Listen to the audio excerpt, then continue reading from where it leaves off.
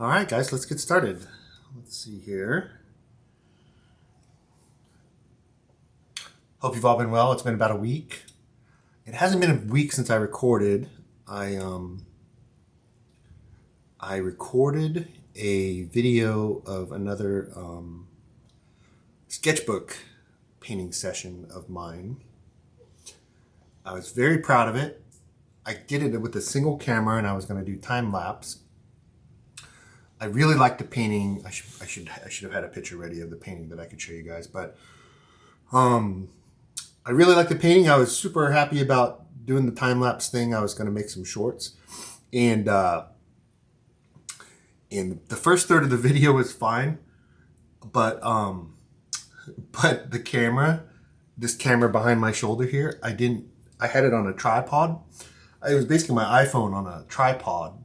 It was my iPhone on the stand behind me here. And through the course of the video, the first third was fine. And then it just started to slowly tilt down, and then out of frame. So, to be honest, that took the wind out of my sails for a little bit, because I worked on that sketchbook painting for 3 hours. I was super excited about sharing it. Yeah, it's been a week now since I've recorded a video. So let's see how this one goes. I have my paints laid out here. I don't mind squeezing them out. I know that probably doesn't bore you guys too much, but me digging through the box trying to find the paints, that's gotta be boring as hell to watch. So that's kind of, if you're wondering, why does he always start the video with his paint on his palette still in the tube? That's why, just so that you don't have to be subjected to me digging through my bin. So let's squeeze out some paint. I got the light turned off above because it's got a pretty bad glare, but I think the only thing that looks bad the way we're set up now is me. It looks like I'm sitting in the dark, but I'm not. It's about 5 in the afternoon here. Just watched the Giants win their last game of their series with Kansas City, so I'm excited about that. I would love to be able to paint and record and watch the game at the same time, but I know you guys don't want to hear the audio of the game or me cursing or jumping up and down, depending on how the game's going. So let's squeeze out some paint. Let's see here. White looks okay. We use that more than anything, so we'll squirt some of that down. So I got 2 bins of paint now. I've got what was supposed to be a plein air bin of paint and then a home studio bin of paint. And it's not working out. I don't trust it. I had two painting events this week that were outside of I had 3 that were outside of my house. And I just freaked out. I'm like, I'm gonna forget a color. And so what I did is I bring both of my bins. You can't see them, but this is supposed to be my plein air bin, and this is supposed to be my home bin, and there's supposed to be duplicates of every color in the bins, but there's just enough variance to where there isn't, and just that little variance is enough for me to not trust it. So I bring both those stupid bins with me everywhere now. I'm gonna have to sit down and spill them all out and divide them up again. It always gets me. The first time I split them up, I got to the studio and I had, it was a Wednesday paint night, and I had no freaking titanium white somehow, but I had a gallon of it at home. Like, even just at the top of this bin, I've got 2 giant tubes of titanium white. Somehow, there isn't any in my other bin though. I have no idea how that works out, but. All right, we get some gold ochre down. This paint is about most of a week old, so I should just squirt out everything new.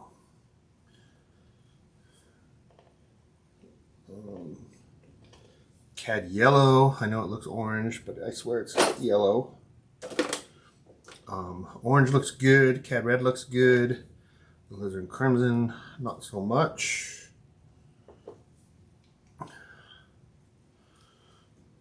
I go through a ton of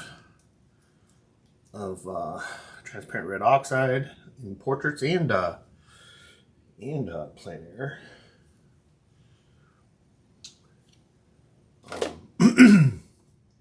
My raw umber looks pretty good.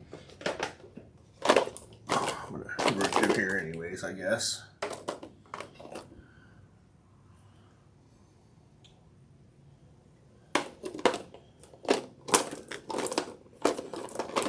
Oh, I think we're good. I'm not gonna root through here. It's on the camera. This is just more gold ochre. I said we were going to do eyes today, so I've got black.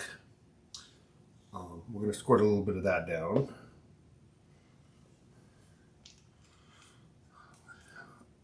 That's like a 2-week supply of black, but it's fine. We're going to get some more blue down. I seem to be using a lot of blue. Ooh, that's a little bit hard and nasty.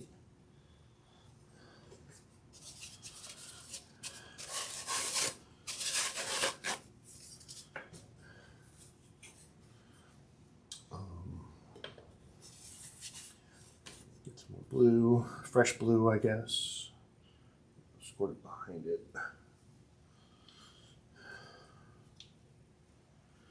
My light blue is good. All right. Now I've got 2 new colors here, new to you, and these are for they're convenience colors for skin tone, and I know at least 2 artists that I really like that use it. Eric Figuan, who comes to our Wednesday night sessions, and then there's another artist that painted with us on Friday, and I saw the same setup in his paint set, and I think Clemson uses it as well. Clemson's the one that got me the colors from Eric, so I assume he's using them too. So we're gonna try it. I always hate my skin tones. They always tend towards that transparent red oxide. And I'm looking at, again, Matt Talbert's painting, and it just looks so much more skin-like. And even the painting that I did for the workshop for Xiaoming Wu. Let's see if I can show this. I'll put this right in my face. So even in this one, the skin tones look more real, and so I'm trying to get as close as I can to that. And I use these convenience colors this weekend. Probably the last 2 or 3 attempts at portraits.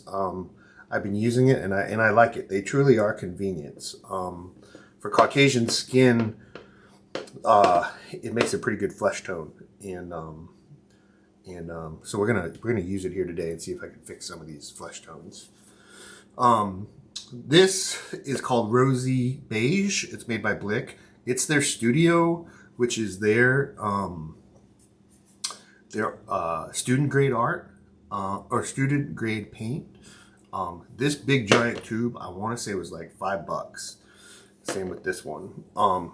So this one is kind of the base color flesh tone, Rosy Beige, and then Buff Titanium is nicer than white for making the highlights or lightening up the flesh tone. And I've been on the darker side of it. I've been using the raw umber to darken it, and I've already got that squeezed out, so we won't squeeze any more of that out. The question now is, where on this palette can I put some? I kind of like this little spot here for my phone. So let's put it over here on the right. So we'll squeeze out a little bit of this.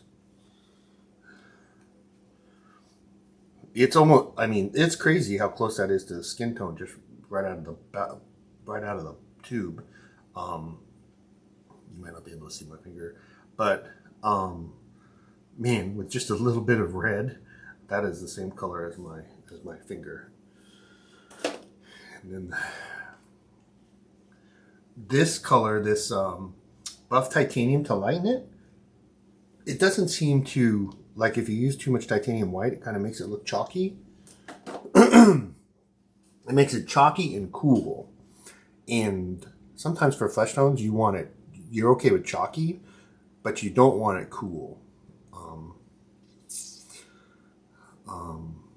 So anyways, we'll give that a try. There's a couple things that I want to fix today. I think well, I don't think, but I want to bring the hair out to the sides. I said I was going to experiment with darkening kind of the background around the head so that it gets light, kind of a light vignette as it goes out. You might not be able to see it the way my camera's set, but I haven't even painted the top section of this canvas. I'm going to lower the top of this lip a little bit, this whole line. I'm going to do more work on the eyes. Like I said, I squeezed out some black just specifically to work on the eyes today. And then I'm still trying to figure out this line. I'm gonna have it go curve farther back, I think. And then this eyebrow here, if you look at the source image, it is a little more flat. So I'm gonna make it flat, and then this eye is actually flat as well. If you look at the source image, the eye is flat, and that'll bring this line down. We kind of corrected this line last time, but we didn't correct the top. And if I look at the source image, the top of the eye is down a little bit as well. So we'll fix that. Just looking at my battery levels, they're all 100%. They're all plugged in, so we should be good to go. All right, and I've got some brushes out here. Just gonna put them in front. My dumbass broke my finest brush. If you could see this on my palette, if you drop these, this aluminum part bends a little bit. I'm gonna try to bend it back with my finger and pop. So I've got some replacements on order. But as of now, I don't have any small brushes. I actually had to borrow one from Clemson on Friday. Shouldn't be a problem with this big giant painting. Just to get us in the mood, let's move this hair out a little bit, like I said. Just to get us in the painting mood, which I actually didn't paint today, but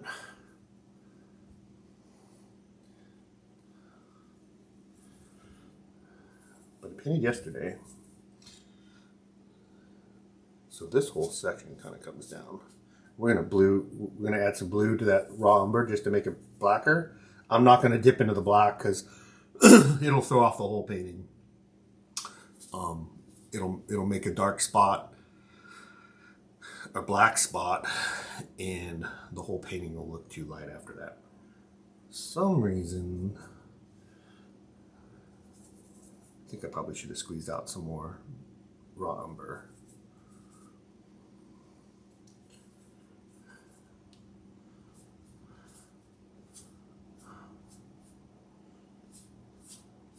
Do hair shapes.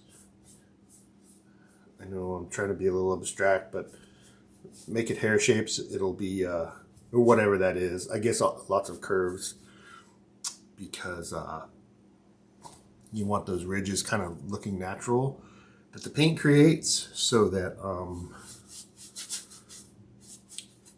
when the light hits those lines, it doesn't look wrong, I guess. Or weird to your eye.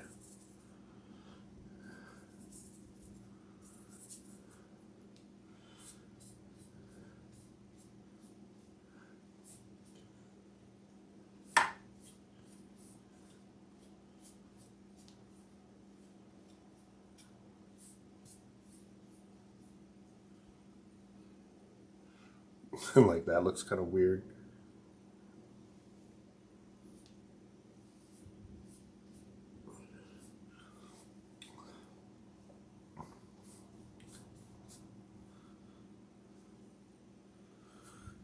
Get some red in there. Put some red back. That's the transparent red oxide.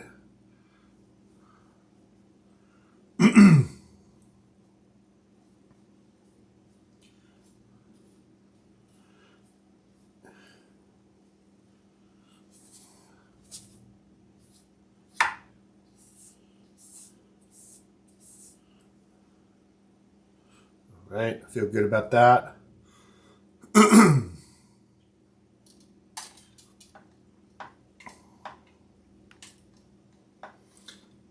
Brush off a little bit.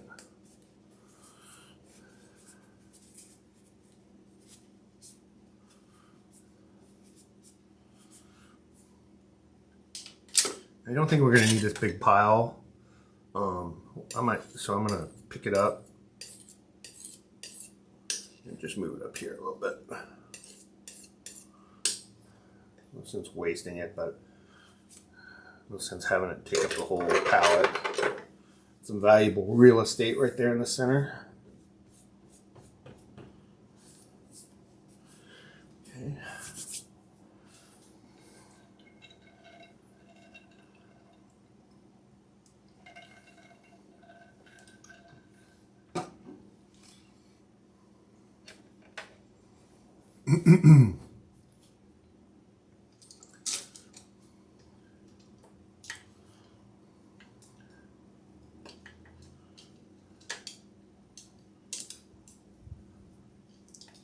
So for my liking, the top of that lip is a little too thin. I don't think we need to bring it up higher, but I think we need to bring the bottom of it lower. We talked about putting teeth in there, maybe add teeth or add teeth, see how it looks. If it doesn't look good, we'll get rid of it. For now, let's just lower it. Gosh darn it.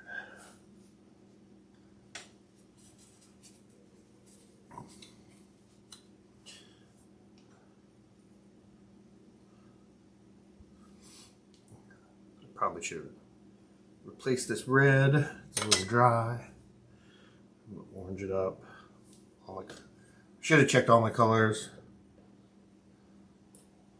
I've been painting a lot, but I haven't been painting at this station a lot, except for that one.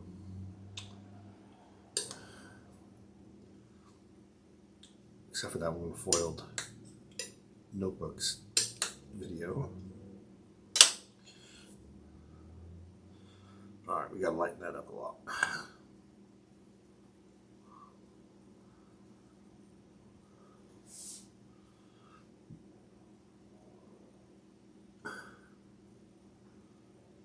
Speaking of valuable real estate,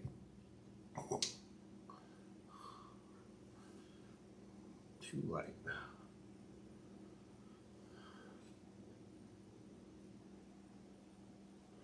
Too fluorescent.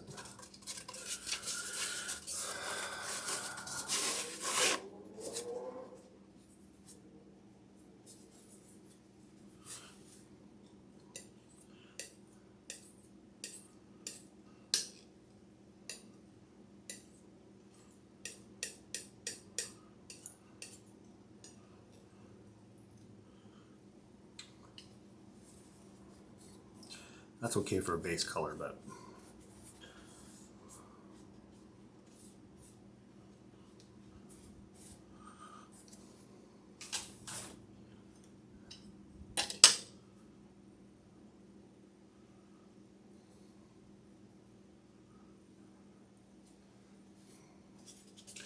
this is dry enough. I'm just going to wipe that off.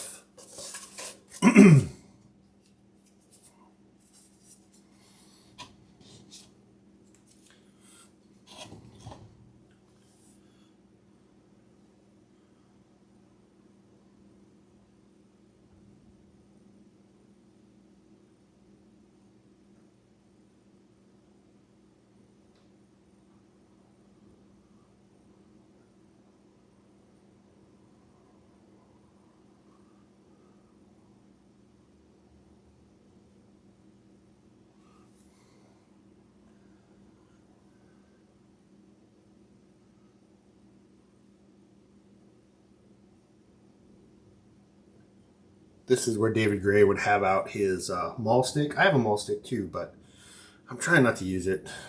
Nobody uses a maul stick in the studio that I paint at.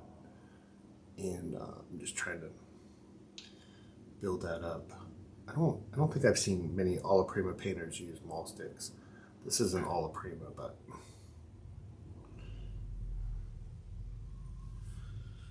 all right.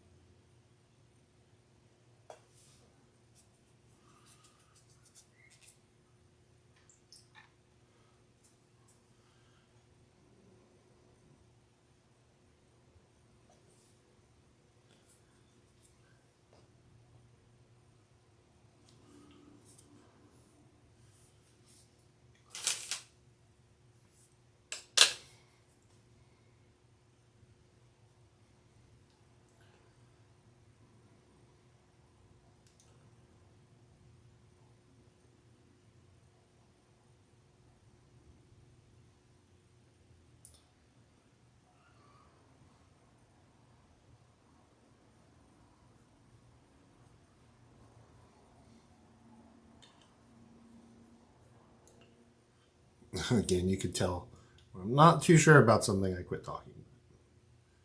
Bear with me.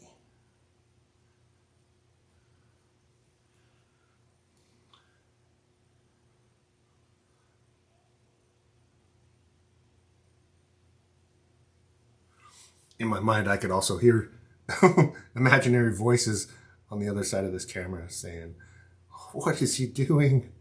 Did he just do that? What is he thinking?"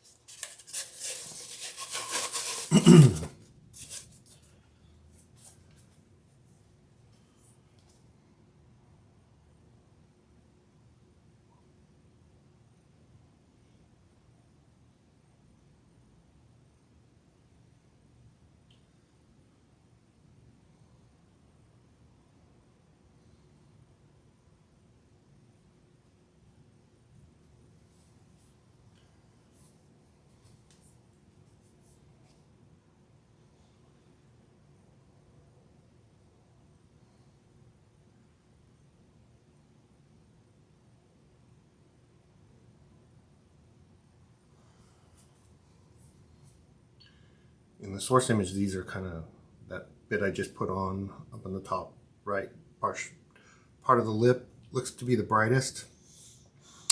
There's also this edge down here that's pretty bright. It goes all the way up under.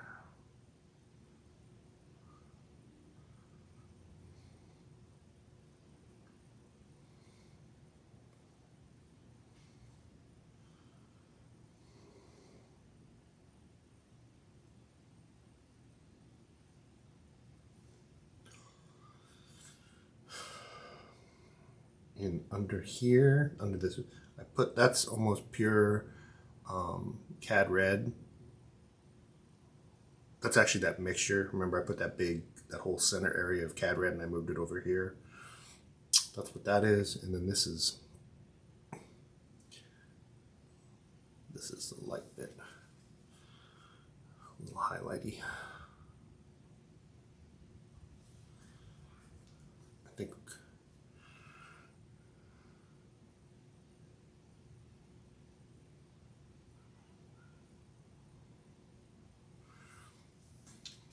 for now, that's where we'll leave it.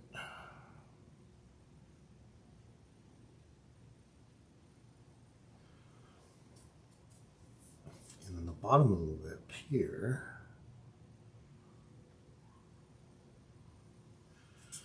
Is pretty dark.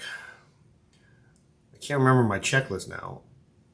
I don't remember thinking I wanted to spend this much time on the lips, but we're here. I'm stalling on messing with the flesh tones because I have a feeling it's going to wreck everything. Just because my flesh tone seems so off to me. So I am stalling a little bit. But this is important work too.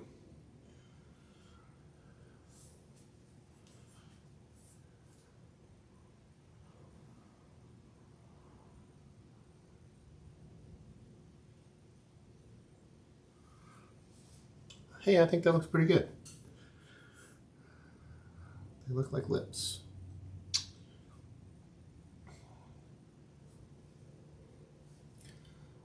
All right. All right. Oh, you know what? I did want to work on this section of the lip. This line comes almost straight up, or this line comes over and down pretty hard. Let's see what we can do about those. All right, and let's start us a pile of this flesh tone. I had some of that red still in my brush, so that darkened it a little bit. All right, so we use this to make a dark version of it.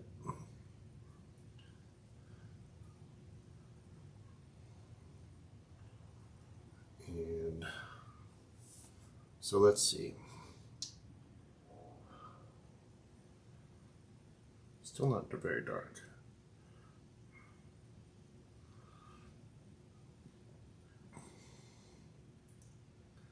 So it starts here, goes down.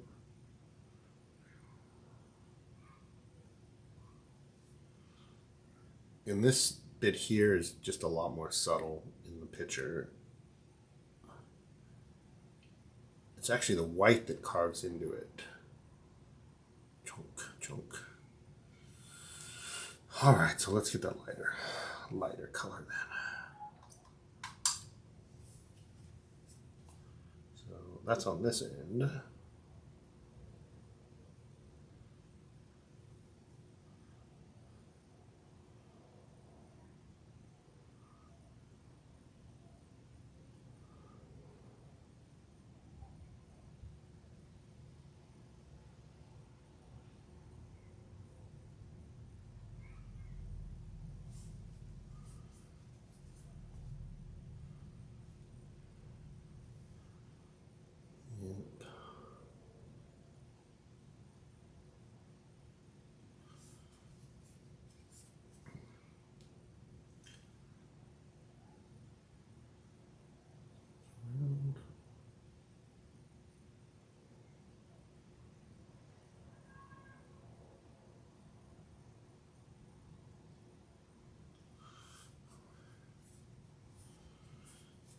Grab that dark bit again.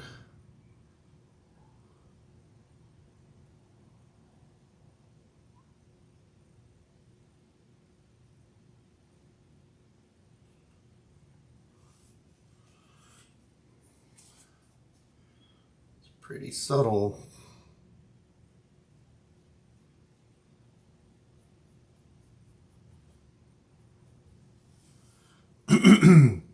For painting this big, that's very subtle. Very subtle.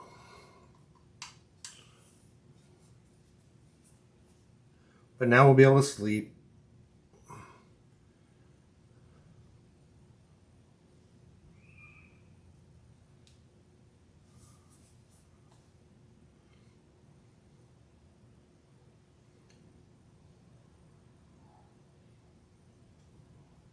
Yeah, this is where I'm going to get in trouble.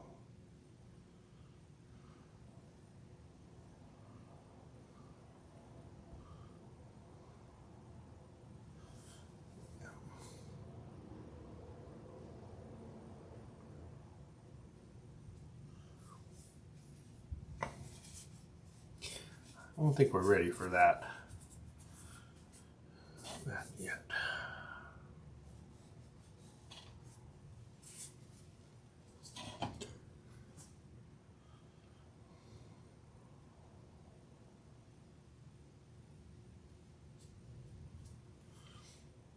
What that means to me is I've screwed up the skin tone on the whole painting.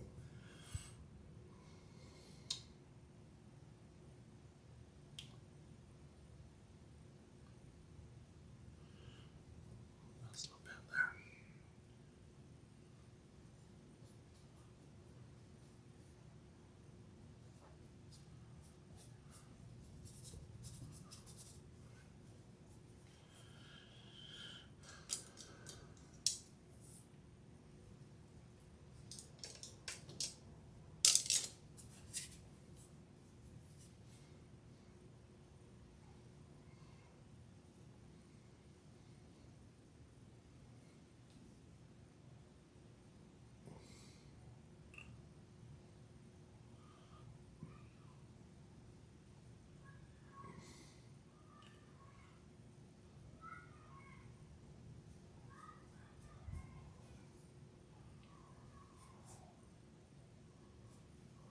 I'm kind of experimenting right now. I know you're really thinking, what the hell is this guy doing?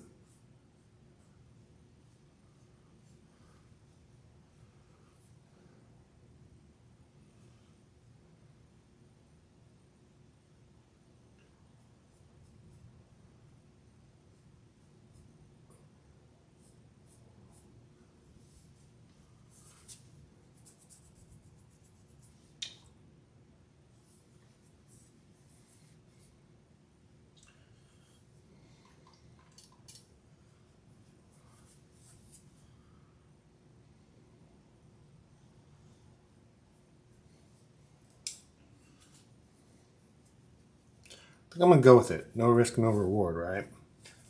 And I hate the way it looks orangey like that.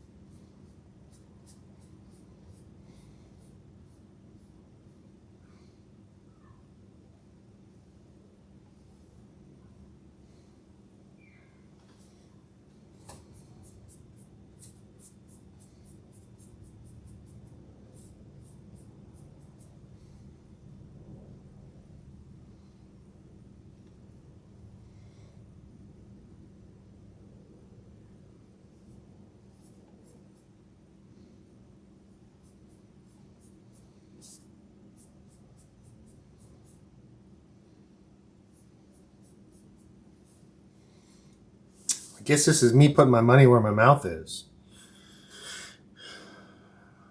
I say all the time, if it doesn't look right, just do it over. Well, we are certainly doing it over.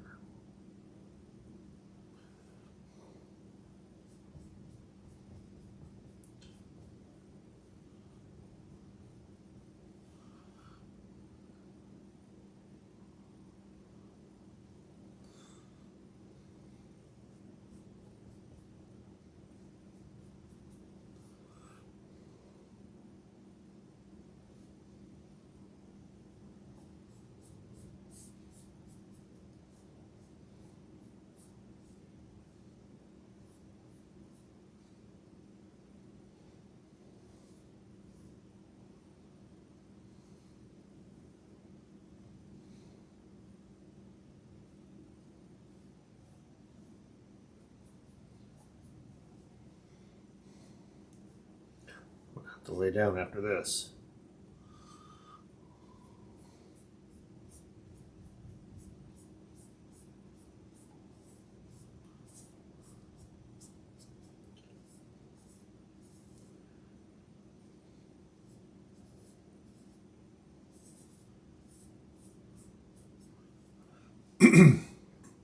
Let's see. When I'm like this, how much is my head in the way?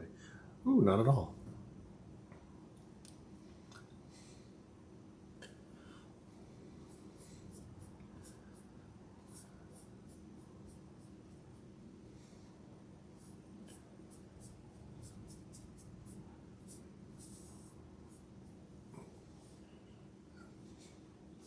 I'll tell you what.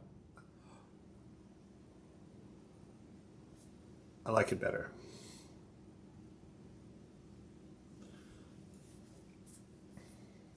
I think it's going to look a lot more natural.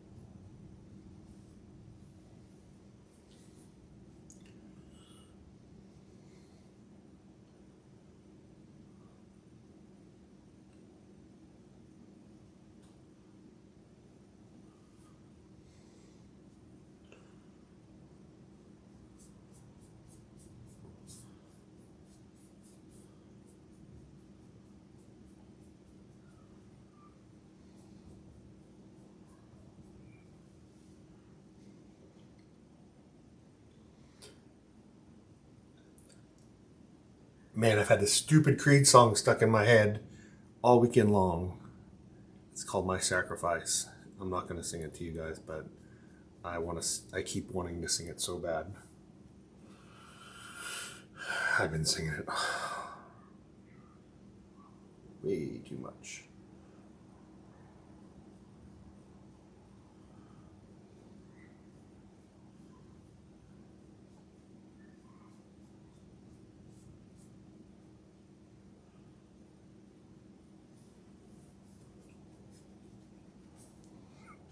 Man, looking at the at what you guys see of this painting, it looks like I made a Phantom of the Opera mask for. It looks a lot better in person, but you'll just have to trust me, I guess.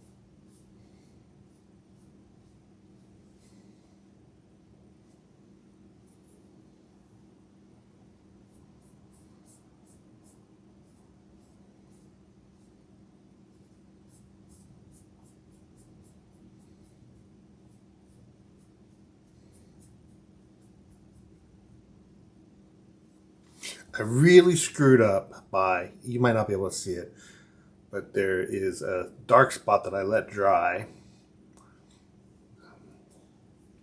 that I assured everybody there was no problem because we're just going to paint over it. And I think this is like the third coat of paint that I've tried to paint over it, and I can still see it.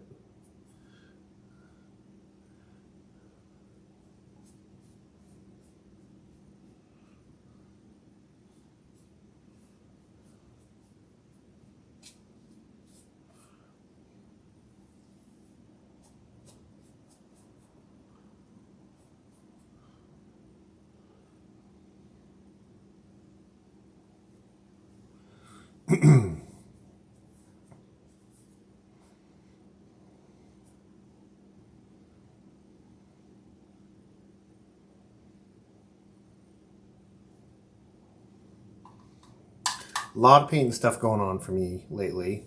I just got Gamsol run down my wrist. One sec.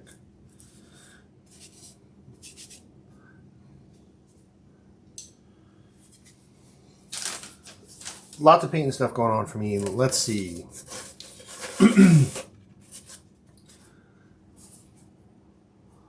So last Saturday, I got so much stuff going on, they're running together. Where did we paint last Saturday? Oh, we painted at a winery. Yeah, I told you guys all about the winery. So we'll start from Wednesday. So Wednesday we had a new model. Her name's Katie. And I found Katie, new figure model for painting from life. And I found Katie, I share my model database, and I make referrals to a guy in Palo Alto who does something similar to what I do. He does more short post and more life drawing type things. He doesn't do like portraiture or like 3-hour long pose. But I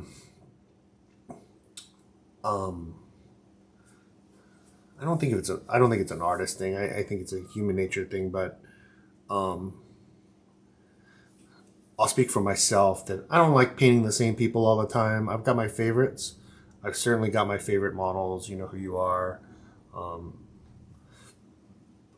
But in general, I think artists like to paint different people. So anyways, I share and make referrals with this guy in Palo Alto. And what he does is after his events, he posts pictures of the paintings after his events.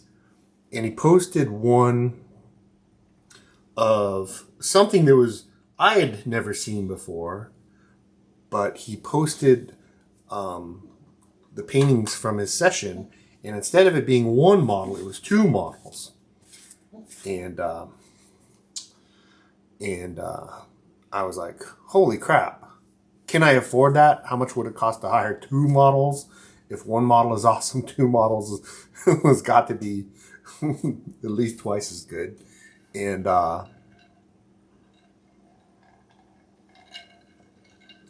then around the same time, I think I was actually a little bit before, I knew who one of the models was because Clemson, who helps me do so much with this group, Clemson sent me a note about her saying that he'd seen her at a live Paint from Life session and basically gave me a referral for her, said she was awesome.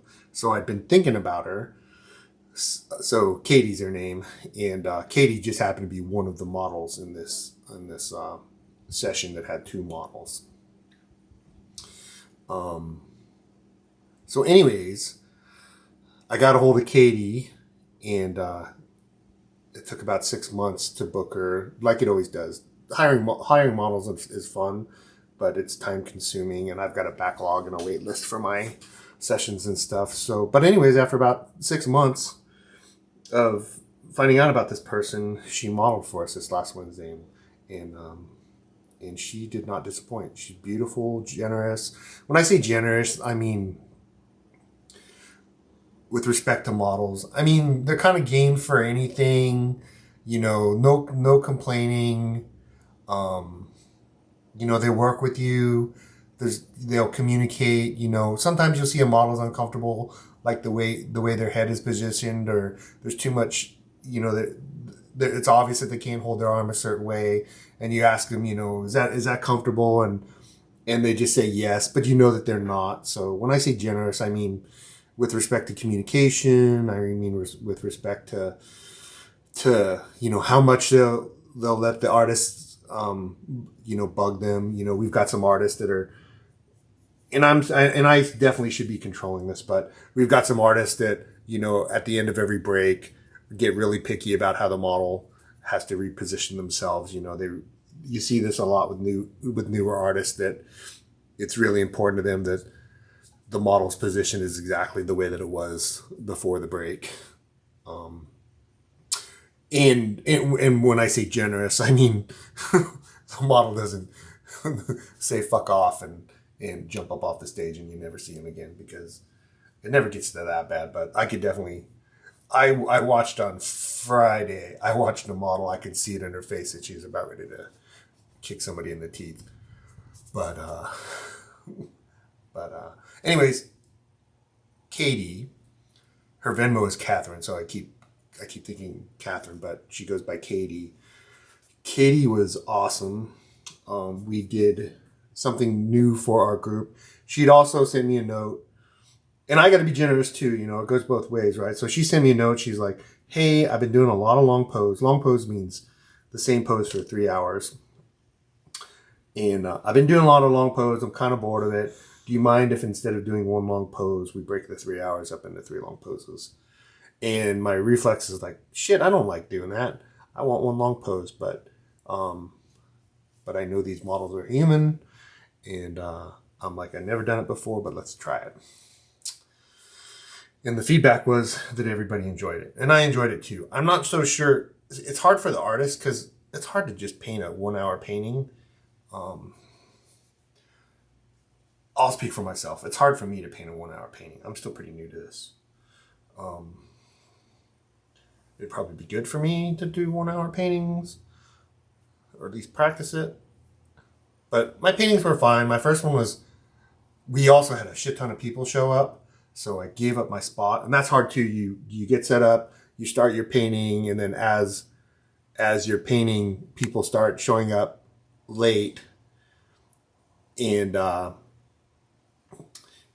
before you knew it, the room was filled up. And there's a mother and a son that come from Morgan Hill, and I bet it's got to be an hour drive to get to us. And by the time they got to us, Sylvia is the mother, Sylvia and Nick. By the time they got into us, the room was packed, and of course I'm sitting right in the middle of the stage, or right in front of the stage, and there's really no place. They drive an hour, pay their $40 between the two of them, and then basically get a shitty spot. And yes, I know that they probably, if they'd showed up on time, first come, first serve, they'd have got a good spot, or as good as any. But I gave up my spot, so it's hard for me because I basically had to do 4 paintings in 3 hours, and that's just too much for me. It's good practice, but it's too much.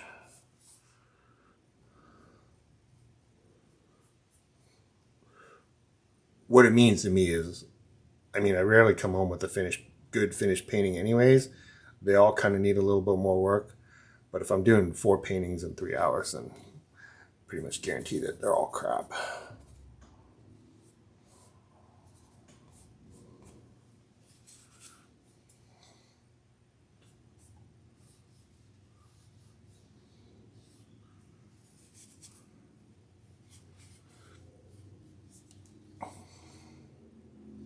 So anyways, we had Katie do kind of a long pose session for us on Wednesday. And I'm talking to her, so she's got a partner. I'm not a relationship partner, but a modeling partner. Her name's Sienna. Might be Sierra. models that I'm chatting with about probably doing a 2 models partner session sometime in the near future. The problem is it's expensive. I basically have to pay for both models full price. They come from Santa Cruz, so they charge a little more, or at least ask a little more, which is fine. But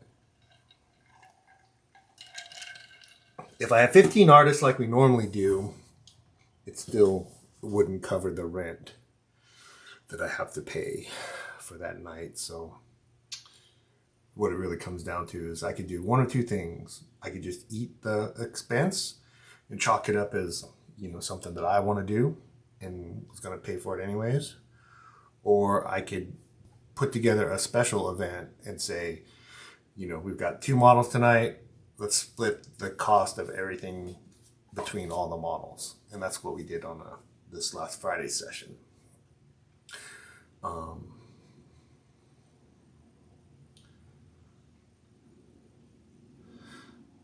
right. I want to quit messing with the skin tone, I think, for a bit. Let's put this back in here though.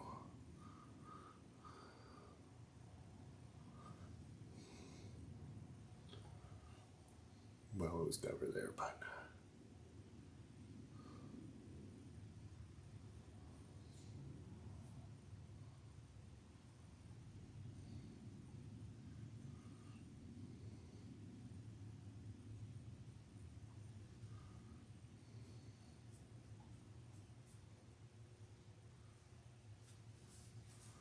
I'm cutting into that hair a little bit because I know we're going to be just like this side. I know we're going to be moving that hairline back and forth, back and forth. I know we're going to be doing the same with the hairline on this side. Again, remember there are guides and landmarks.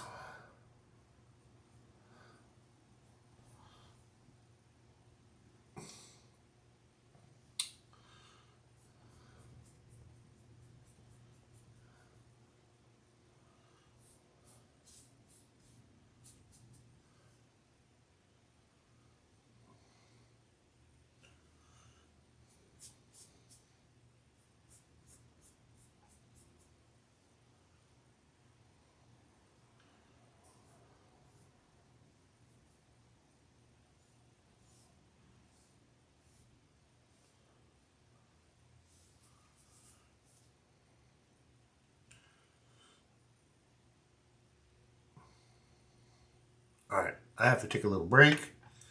I'm gonna go use the restroom. In the meantime, I'm gonna put up the source image. Be right back.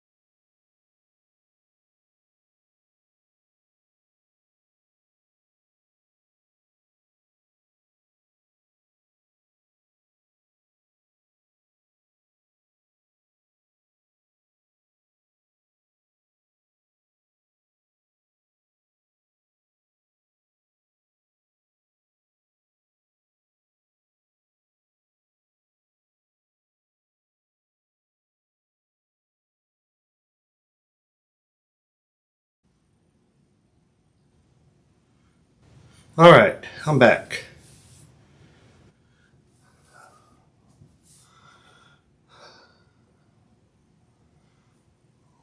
So took a step back. It doesn't look too bad. I guess I want to start. I do want to start working on the eyes. Um, it's time. It's time. The face looks a little flat to me. We'll work on that some more, but this is our third session now, so let's start. Let's play with those eyes a little bit.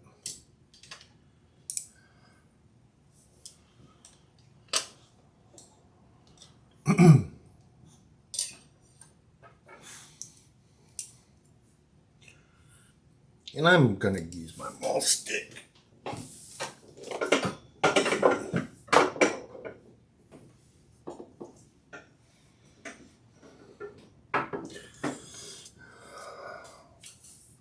Let's see. My maul stick, it's just an oak dowel. I guess it's about 3 feet long. On the end of it, this is just the ball part of it is just let's see, what's it? I gotta figure out the best place to show you guys stuff. So let's do it in front of my painting. So it's just a this is electrical tape. I wrapped around, round, and then I covered it with it's just a cotton. I zip tied the end of it, and then I just cut off the excess.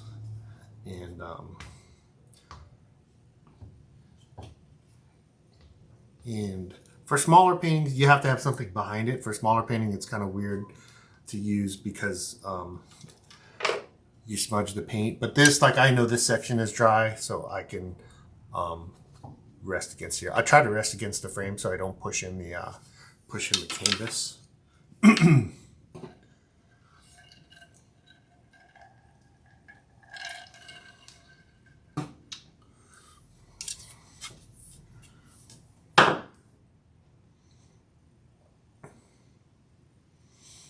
And we've talked about eyes before. The thing with eyes is you basically just paint everything that isn't an eye. So around the eye, and then when you're done, hopefully you end up with whatever's left is the eye.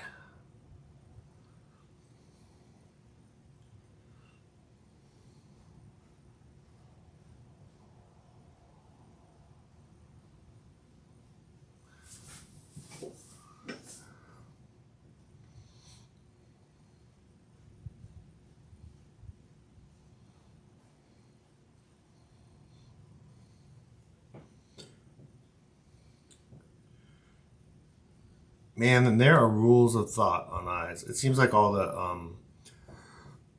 like classically trained portrait painters, they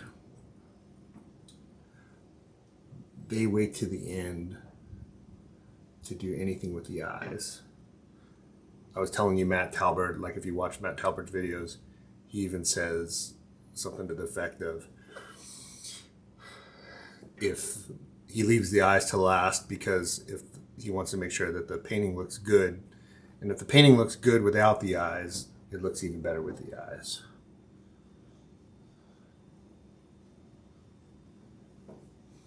When I first started doing portraits a whole 2 years ago or whatever, I used to like to paint the eyes and then I would put in the the catch light.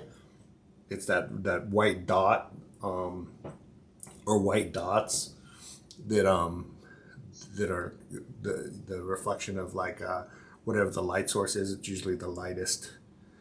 It's usually the lightest part of the painting.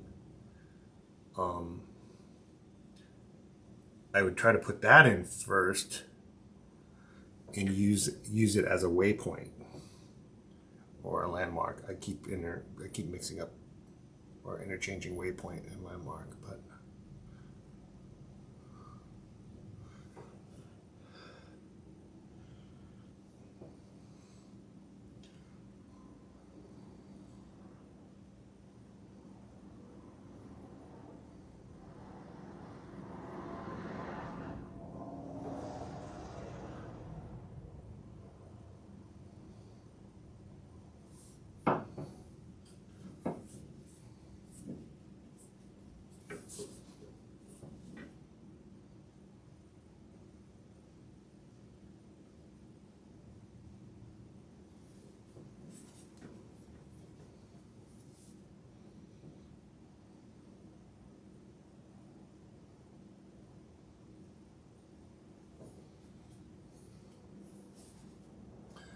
The whites of the eyes are almost never white. They're usually white plus whatever color you're using for the skin tone. And I should say, yeah, let's leave it at that.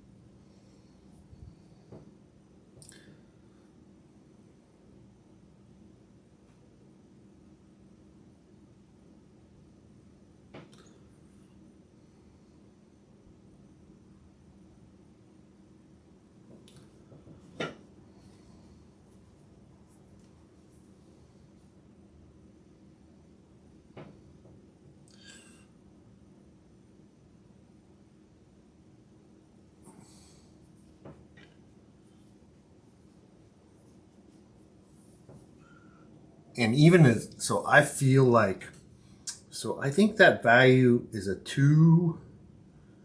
So I think that the white value, like if I'm looking here, I think that's a 2, or it's a 3 value. So as opposed to 0 on the grayscale. So even though I feel even though that's a 3 on the value scale, that white, look how light that is. Ridiculous, huh? Ridiculous. So obviously 2 white. I know you guys are all screaming into the camera right now. 2 white, 2 white. We'll fix it. We'll fix it.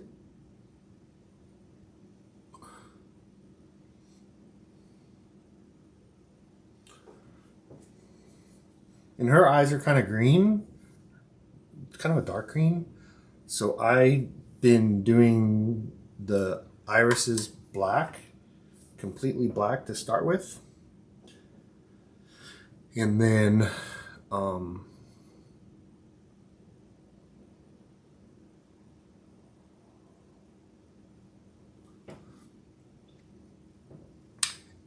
going back and putting the eye color over the top of it.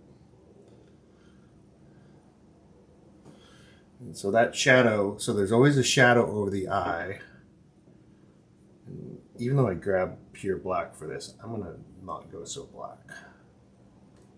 I'm gonna get that raw umber in there, which is pretty darn black.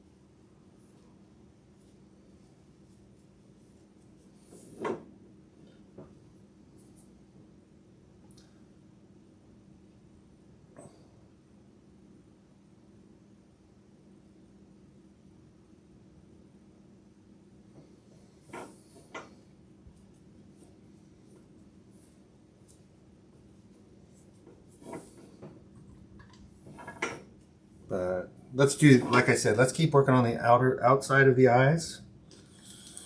Making sure those are good. Making sure the shape is right.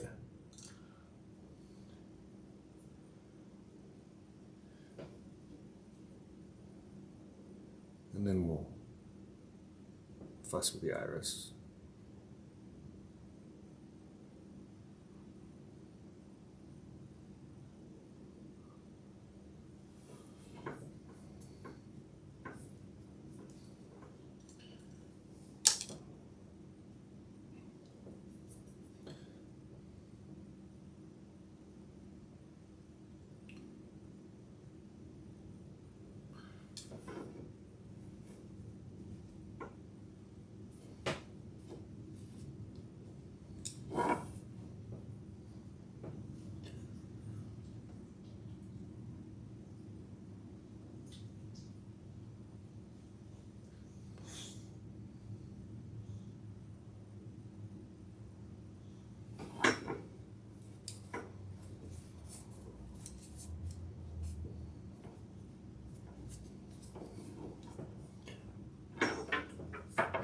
So tried using the maul stick for about 5 minutes. I'm super aware of my head being in the way, so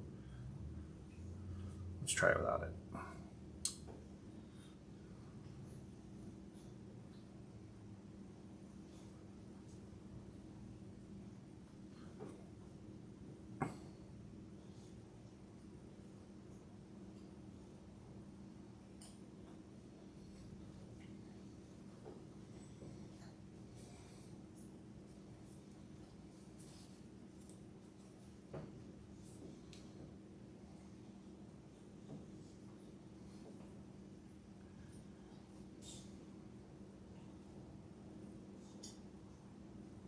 So I'm doing things like there's a kind of a triangle here. I'm using negative space to help me figure out my eye. I keep wanting to put the tear duct higher than it is. So you saw me, I started out up here, I'm moving it down here.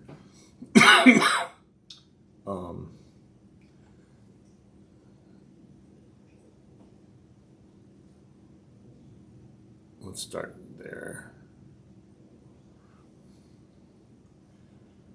And we'll carry that red. So this is where I might want to use that maul stick. Let's do that. So this is the line, the red line under the eye, or at the bottom of the eye.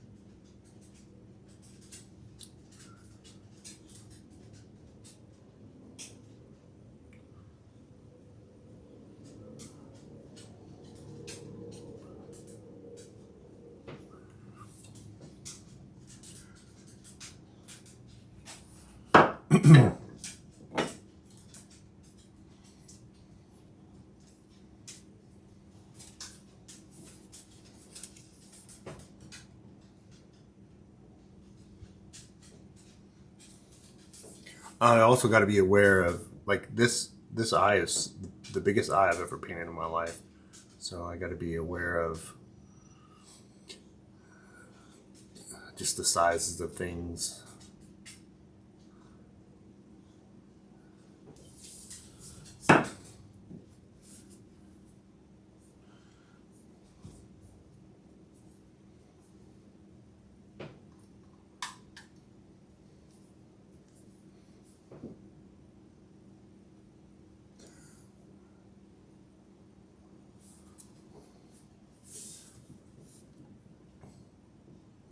The relative sizes of things. I'm also trying to keep working on the roundness of the iris. Irises are always, pretty much always, if they're looking straight at you, the iris is almost always perfectly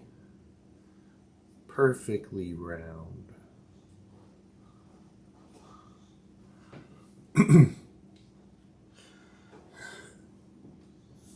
So keep working on that shape.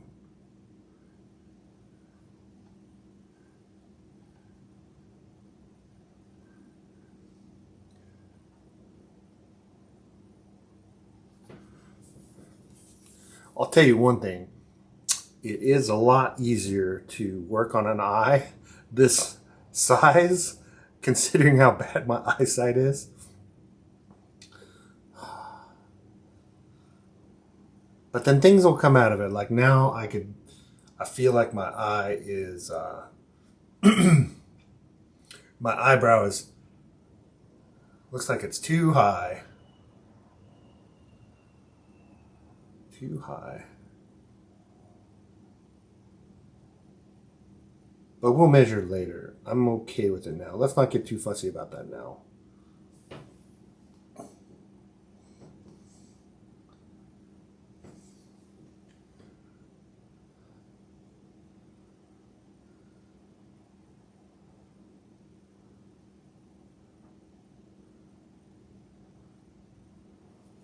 think it's because well,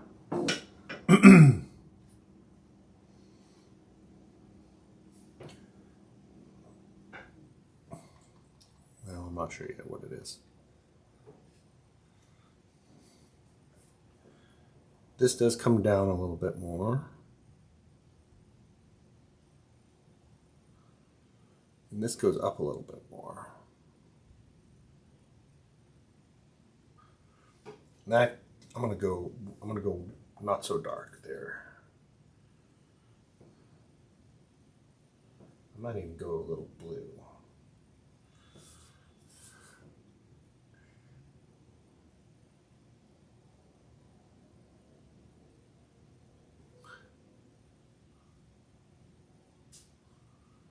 And I think we're going to do a little trick. We're going to make that all black. And then I'm going to cut into it with the actual eyelid. The hard part about that is getting the right color. But we get the outer shape first. Here. Can I do this? Does that help at all? Not really. We'll do it next time. I'll find some way to get the source image up there. It's kind of weird to be painting the eyes and talking about its shape without you guys being able to see it.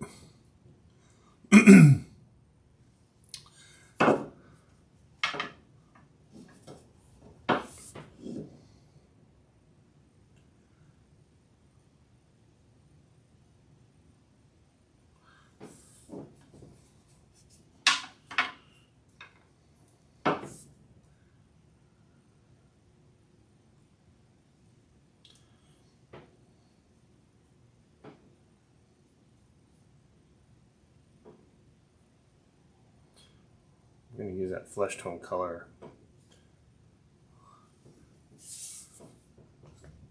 for that eyelid.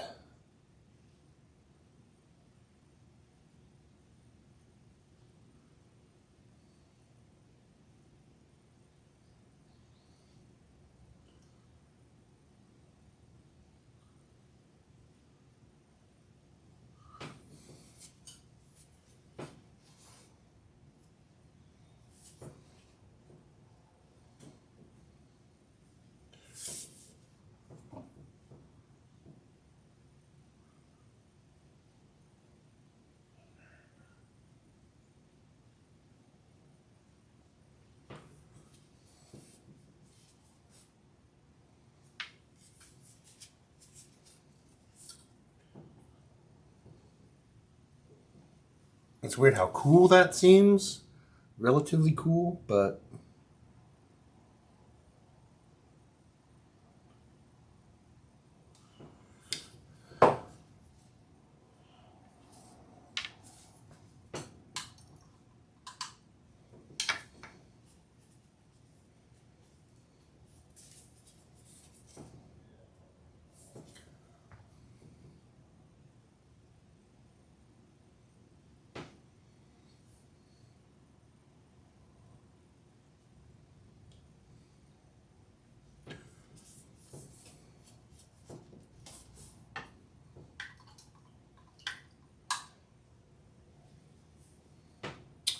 well, let's try to get some of that green in there.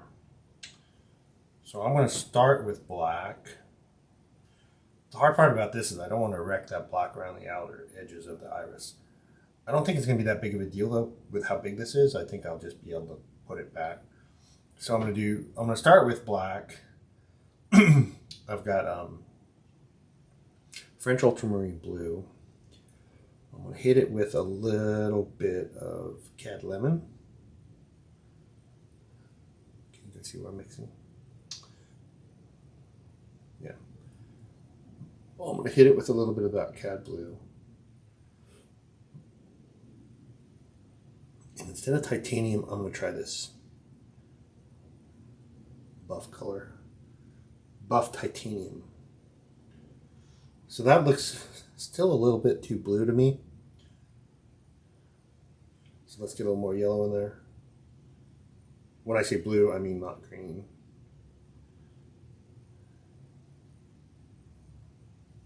Let's try that.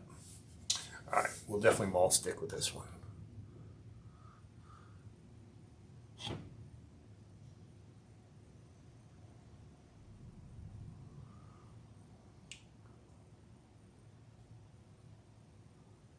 And the iris is kind of a U.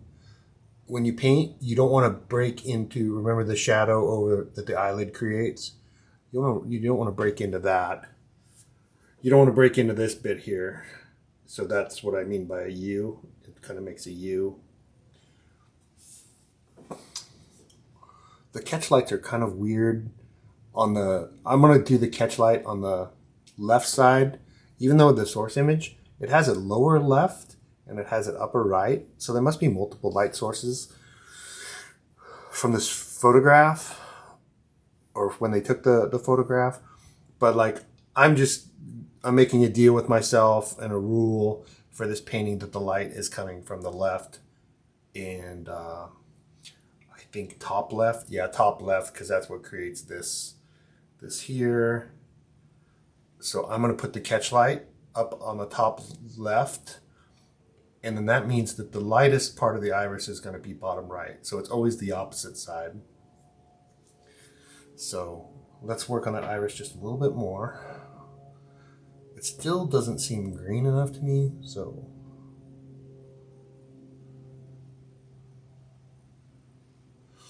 I'm still getting used to mall sticks, and it frustrates me so much when they slip. So I still think it's greener in the image, and I think I want it greener. So let's try it greener. So more cad lemon to my mix. Remember, my mix was ivory black, French ultramarine blue. We did that buff titanium, and then cad lemon. But it's kind of like a sap green, I want to say. I think if I'd have just squeezed out some sap green and maybe lightened it up, it would have been pretty close.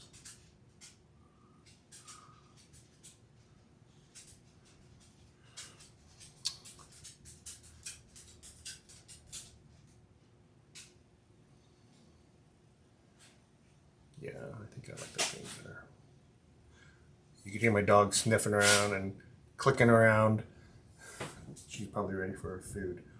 And then I'm going to lighten it up even more with that buff titanium for the bottom right. Remember I said it's going to be lighter.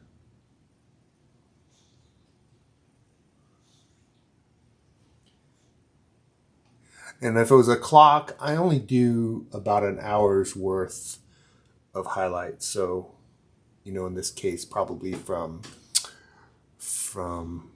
3 o'clock to 5 o'clock. So I guess that's 2 hours, isn't it?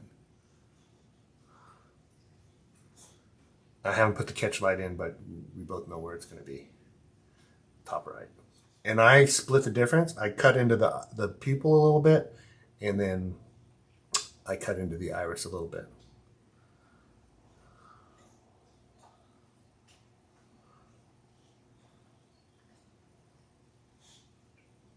And all the time I'm trying not to break that black outline of the iris. I don't know what that's called, but try not to break that. All right, and then just for completeness sake, let's get that let's get that catch light in there.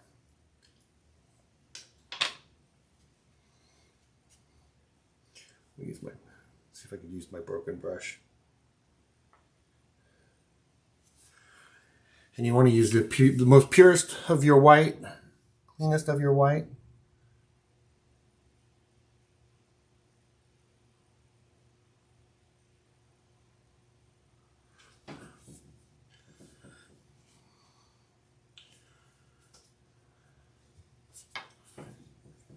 And I don't quite like it quite like that. I'm gonna move it around a little bit.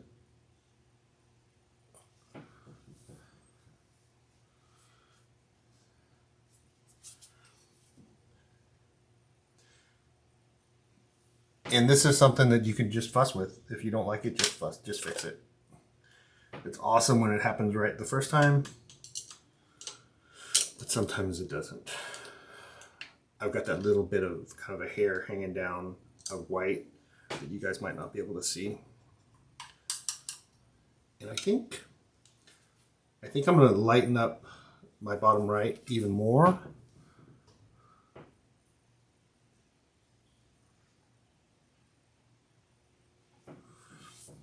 this is so big, I think the rules are a little different. I think I'm going to add a little bit of catch light to the right. This eye is so big.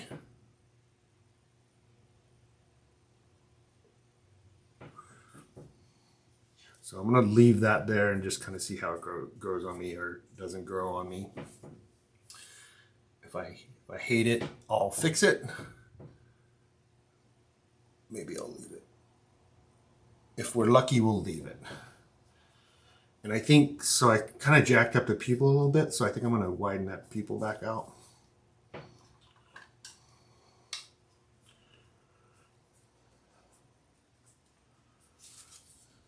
So let's get that, make sure we got good black.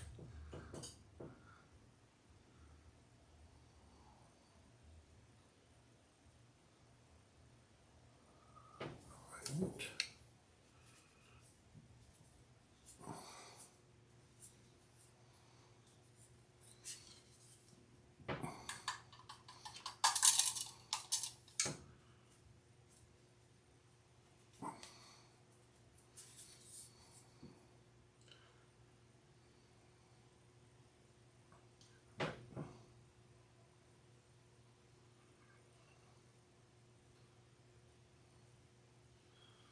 I'm going to try increasing the chroma, so I'm going to make the greener greener, but lighten the value.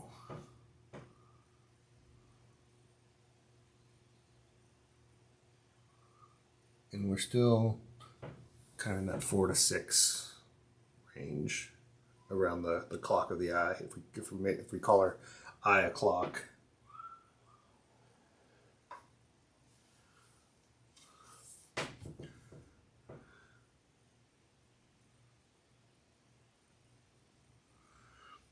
And some things to do to make that lighter part lighter is to darken the areas around it. So I'm kind of making some blue around, I guess, the 6 o'clock to kind of 7 or 8 o'clock darker.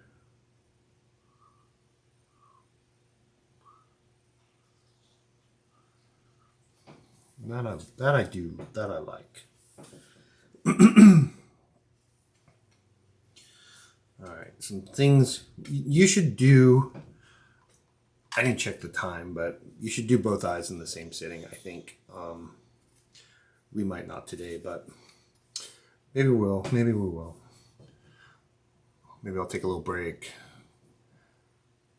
get some more to drink. But before we go off of this,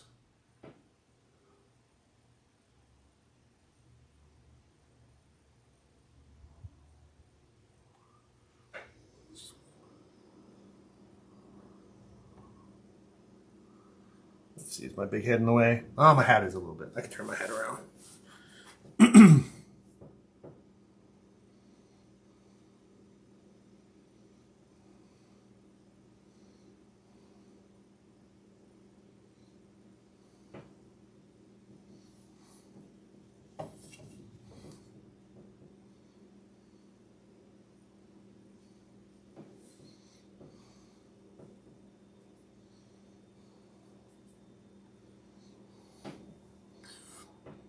Eyes used to be terrifying to me. I don't know what happened, but they are so fun right now.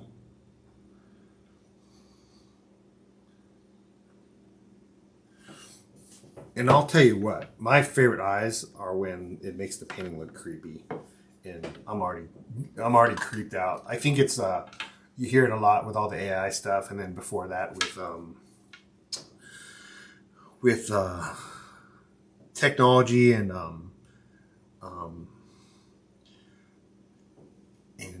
robotics and the whole uncanny valley thing.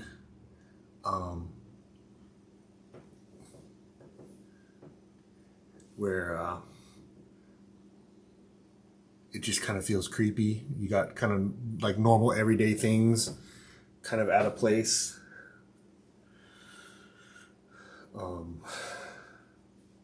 There's something about paintings how creepy they are. The painting of Jessime from Matt Talbert that I'm looking at, it's creepy, and it's because it looks so human.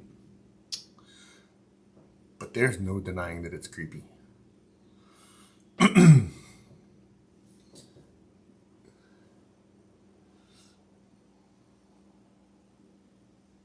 All right, one eye done. I don't know how it looks in. How does it look?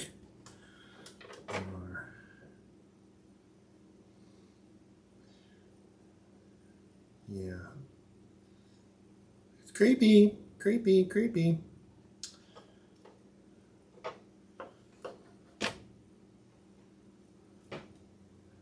All right, let's start on the other one.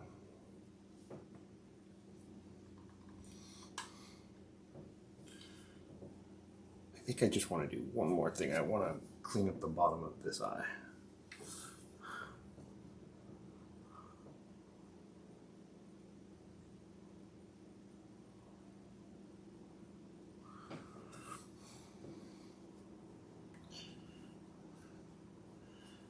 And I think when we get both the eyes done, we'll go back and we'll add eyelashes and stuff.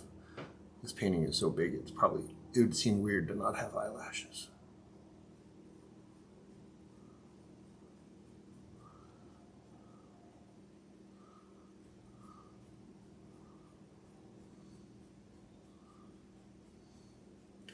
And I'm totally blending.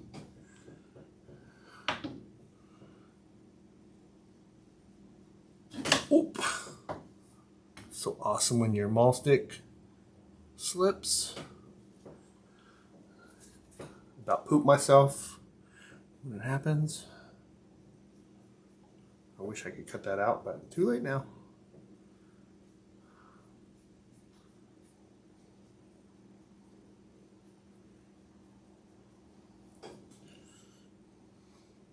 Yeah, we're gonna have to work on that a little bit, but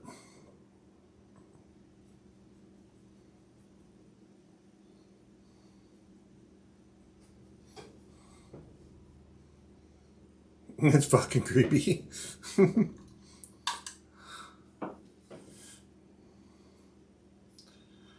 All right.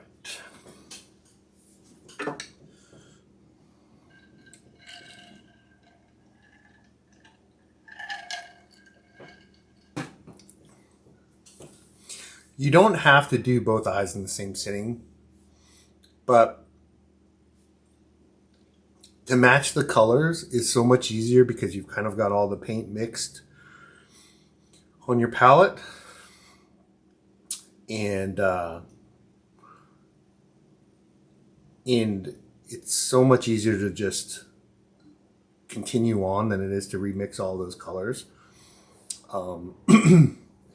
And when I don't do it, I end up with eyes with different color irises, with the whites are different colors, because it's so, that white isn't white. It's so subtle, so subtly.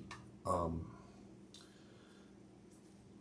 mean, it's really a really light skin tone. So it's so hard to get that back for me, anyways. So remember I said those tops of those eyes are almost the same height vertically. So I need to cut quite a bit out of this. So we're going to do the same approach. We're going to first start with cutting away everything that isn't an eye.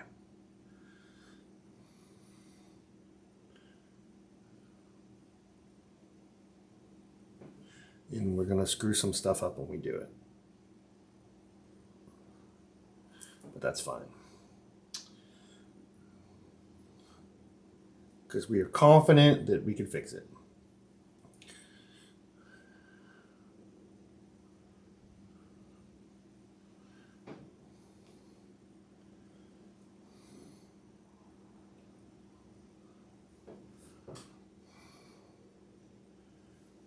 And the bottoms should be about the same, right? So I think our bottoms are about right. But our tops.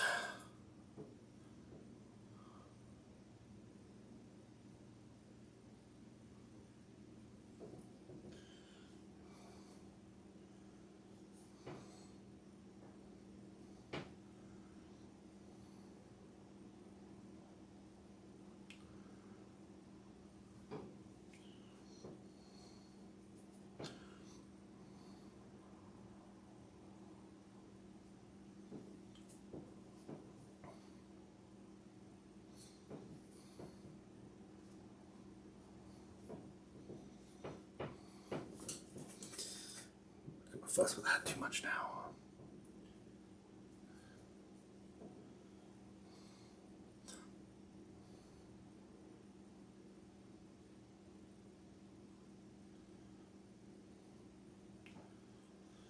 And just like when we're sketching, I'm trying to do like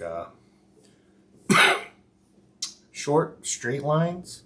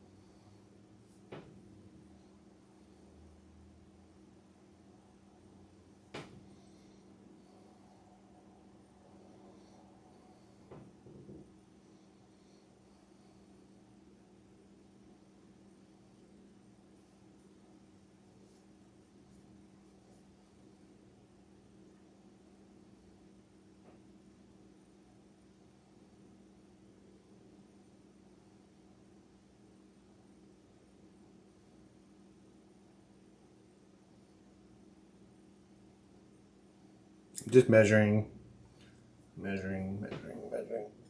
I'm kind of flicking back and forth between between paintings. Oops. Between the painting and the painting and my iPad.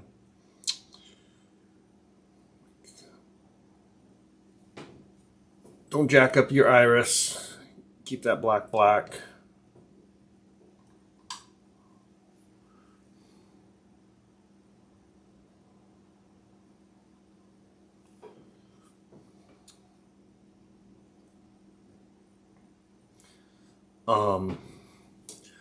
Let's look again.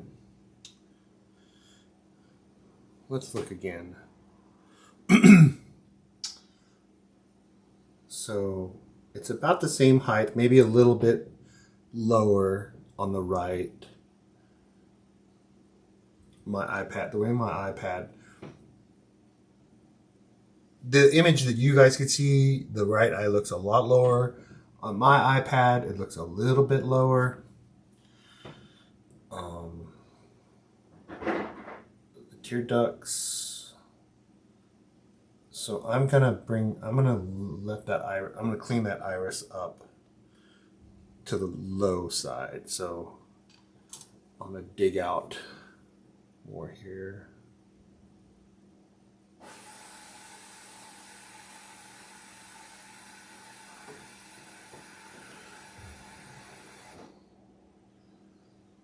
So tear ducts are a little lower. Bottoms of the eyes are a little lower.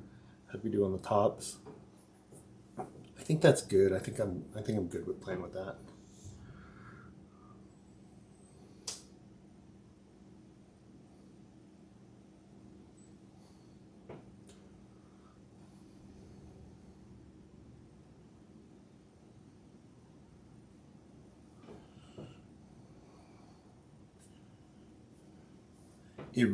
The eye really gets gray out here.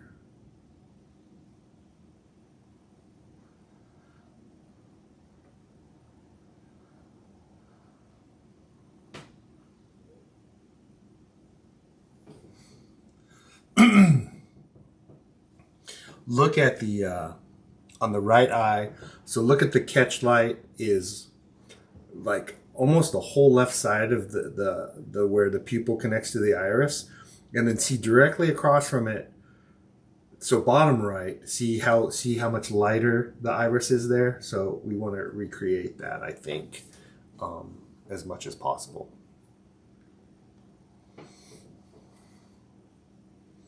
Let me turn my light on and see if that's better for you guys. I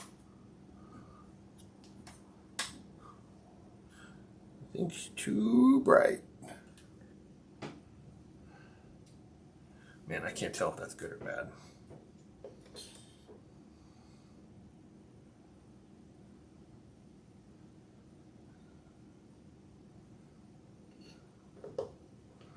I'm gonna turn it off. I'm gonna call it bad. It's bad for me.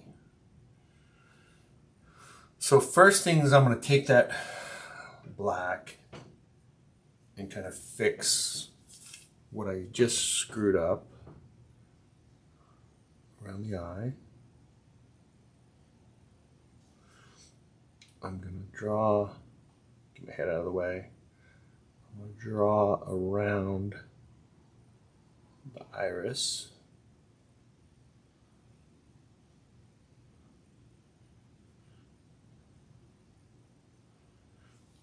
I'm gonna darken that pupil. This is pure ivory black. So I'm darkening that pupil.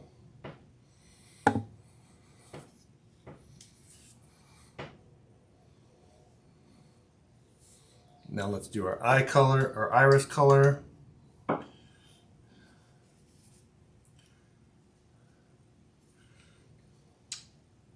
I think our iris is a little bit whiter than what I left us here. So I'm gonna try to wipe away some more of that gray paint that we put down. Yeah, see? That's a nice thing about having doing the iris all black, is if you screw up the roundness of it, you just wipe off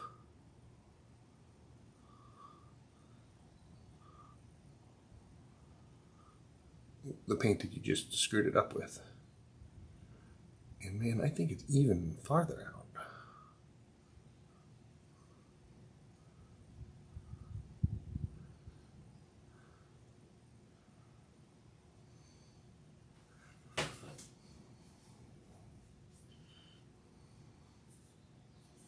Crazy, right?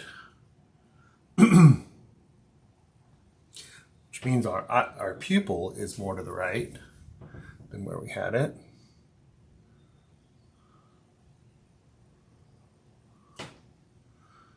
We'll put this line back.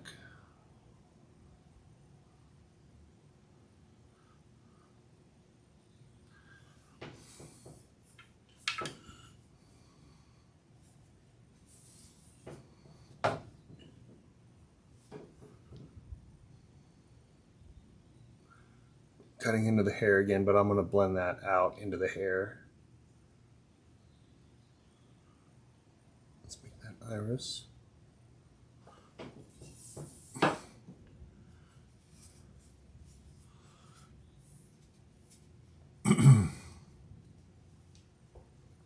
All right, now let's get that blue in there. Blue and green, blue and green, blue and green. So I'm going to do the blue on the right.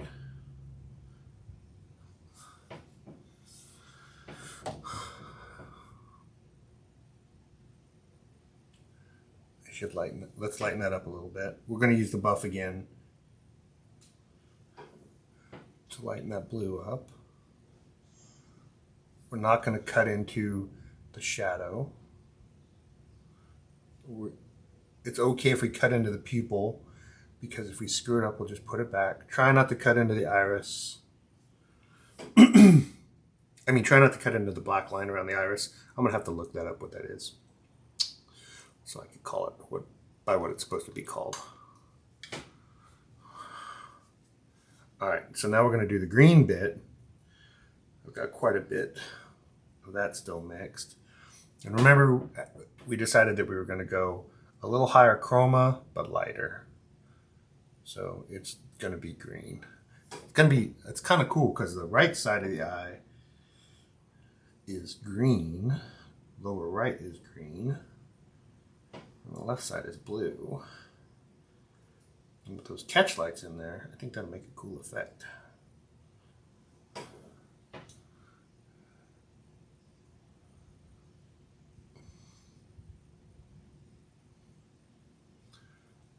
Yeah. I like that.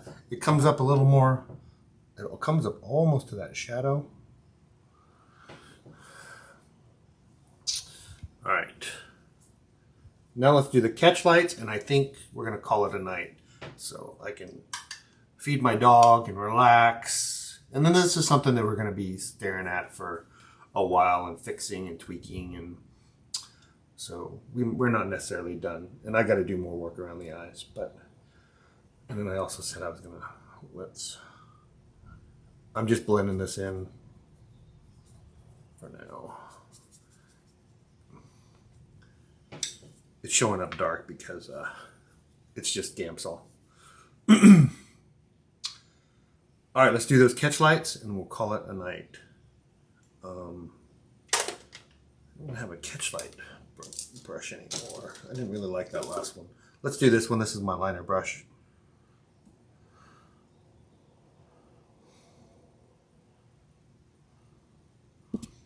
So we're going to do this big one here.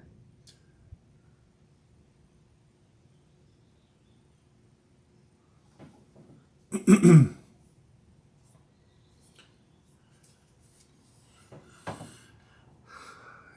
I'm going to blend that on a little bit. Not blend it, but knock it down. Come into the pupil a little bit. That's a little bit of a mess because as soon as I dried off my my brush, it flared out like a fan brush.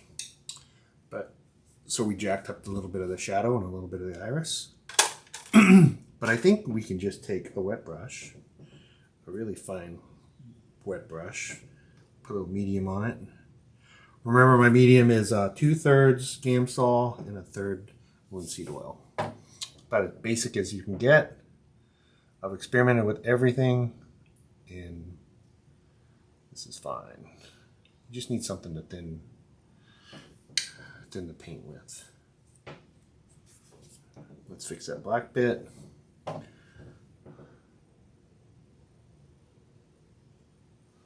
think I'm going to cut back into that catch light a little bit.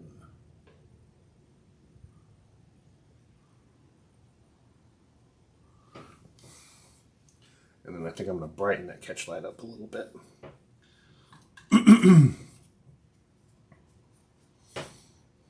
Ooh, I almost sung you guys some Creed. It's right on the tip of my tongue.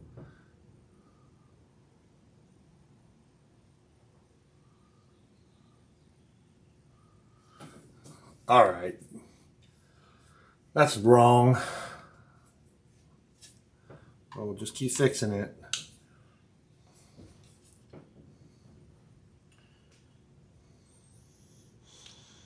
So let's darken that back up.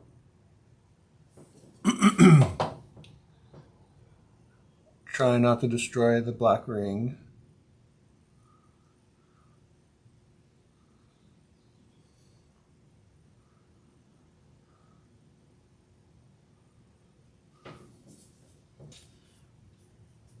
Let's add the catch light back. I gotta have something I could use for a catch light.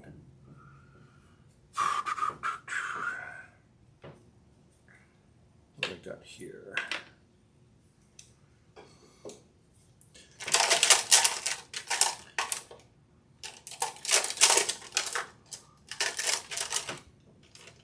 See, that's why you're supposed to clean your brushes.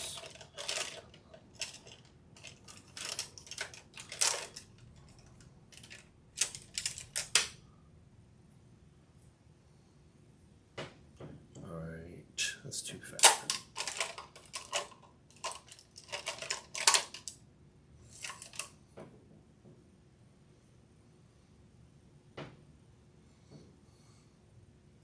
Nope.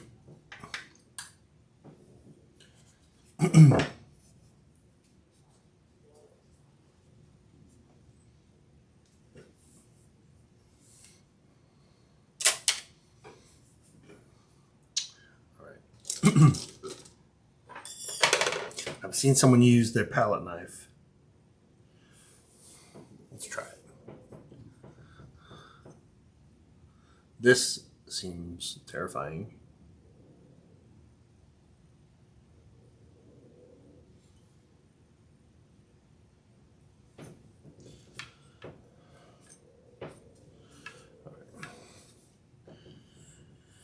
And then I don't want to, I just want to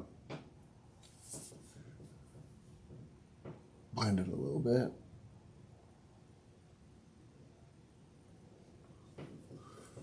Clean up that little bit under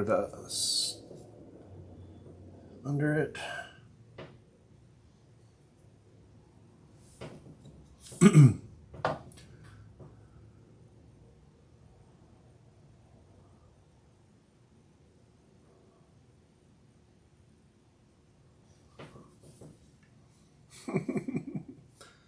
No good, no good. But this is easy to fix. We just gotta make that dark again.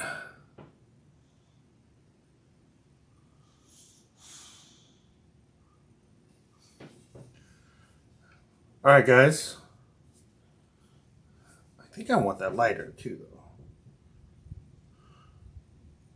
I think I want the opposite side lighter.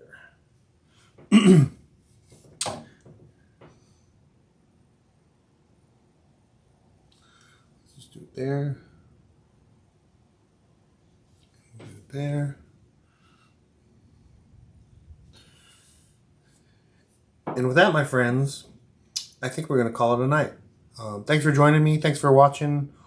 We definitely got more work to do, but I feel better that it's got some eyes, and I think we definitely got to mess with the eyebrows a little bit, but not too bad. Not too bad. That makes a big difference, having the eyes. I'm glad we waited as long as we did so that we knew that the drawing was good, but it's nice to have the eyes in there now. I feel like we're making some progress. Anyways, thanks again for joining me. Be sure to like and subscribe. We'll see you next time. Bye.